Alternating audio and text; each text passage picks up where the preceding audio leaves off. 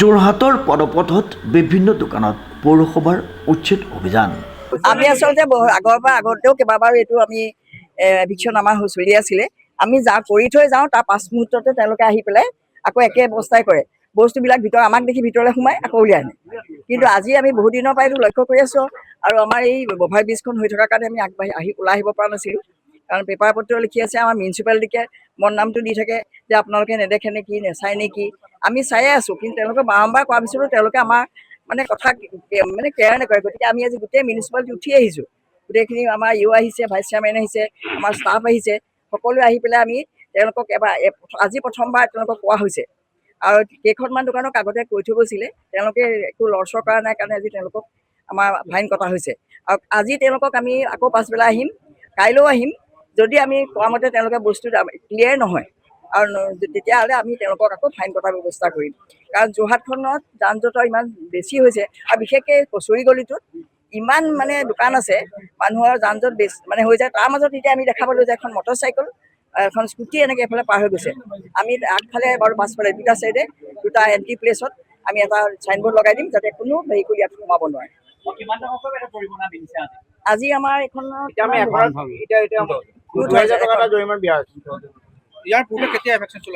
আমি আজি 6 মাহমানৰ আগত আহিছিলোঁ এবাৰ। তাৰ আগতেতো দুবাৰ 3বাৰ আহিছোঁ, কেইবাবাৰো আহিছোঁ, কিমান মনত নাই মোৰ। কিন্তু আমি আহে তাৰপিছত আকৌ একেটা অৱস্থা হয়। আমি এমাহৰ পিছত আহিম।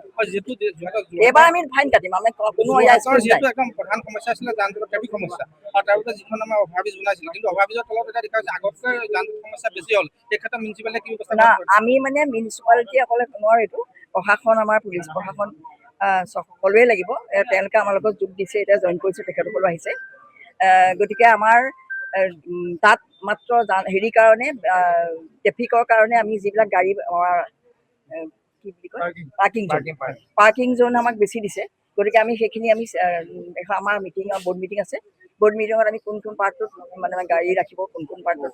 দুটা পাৰ্টত আমি এখন ফ্ৰুটছ মাৰ্কেট আৰু এখন ভেজিটেবল মাৰ্কেট আমি বনাম। এমাহৰ ভিতৰত হৈ যাব আমাৰ।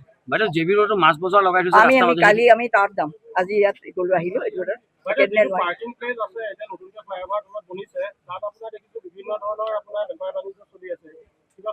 নাই, আমি সেইটোৱে কৈছোঁ। আমাৰ মিটিং আছে, আমি বৰ্ড মিটিং আছে 29 তাৰিখত। বৰ্ড মিটিঙত আমি কোনটো জেগাত কোনটো প্লেচত কি দিম, আমি বৰ্ড মিটিঙত ডিচিশ্যন ল'ম। আৰু সেইমতে আমি তেওঁলোকক লেচিসকলেও আমাক মাতিব লাগিব, তেওঁলোককো মাতি পেলাই আমি অৱশ্যে আমাৰ সেইখিনি ল' ভেণ্ডিঙে আছে, আমি চাওঁ কি কৰিব পাৰোঁ। কমাৰ্চিয়েল যিবিলাক ভেহিকল, যিটো চিফ্ট আপোনাৰ আছিলে বাইপাছলৈ, এই ক্ষেত্ৰত কমাৰ্চিয়েল ভেহিকলৰ ক্ষেত্ৰত কি ব্যৱস্থা গ্ৰহণ কৰিম? টাস্ক ষ্টেণ্ডত কিছুমানটো গৈছেগৈ। আমি আমাৰ বৰ্ড মিটিঙত এইবাৰ সেইখিনি কথাই আলোচনা হ'ব। আমি ফ্লাইঅভাৰৰ তলত কেনেধৰণে আমি চিজিল কৰি ৰাখিব পাৰোঁ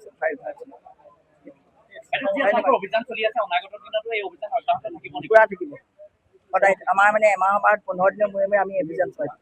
উল্লেখযোগ্য যে যোৰহাটৰ বিভিন্ন স্থানত পৌৰসভাৰ উচ্ছেদ অভিযান চলিছে। যোৰহাটৰ পুৰণা চিভিল হস্পিটেলৰ সমীপৰ ফুটপাথ, কচুৰি গলি, বৰুৱানী বাট আৰু এটি ৰোডত অস্থায়ীভাৱে থকা পদপথৰ দোকানসমূহ উঠাই নিয়াৰ নিৰ্দেশ দিয়ে যোৰহাট পৌৰসভাই। লগতে পৌৰসভাই জৰিমনা বিহে ফুটপাথৰ দোকানসমূহৰ ওপৰত। যোৰহাটত সৃষ্টি হোৱা যান জঁটৰ সমস্যা নোহোৱা কৰিবৰ বাবে এই পদক্ষেপ গ্ৰহণ কৰে যোৰহাট পৌৰসভাই। ডিজিপ বৰাৰ ৰিপৰ্ট, নিউজ নাও।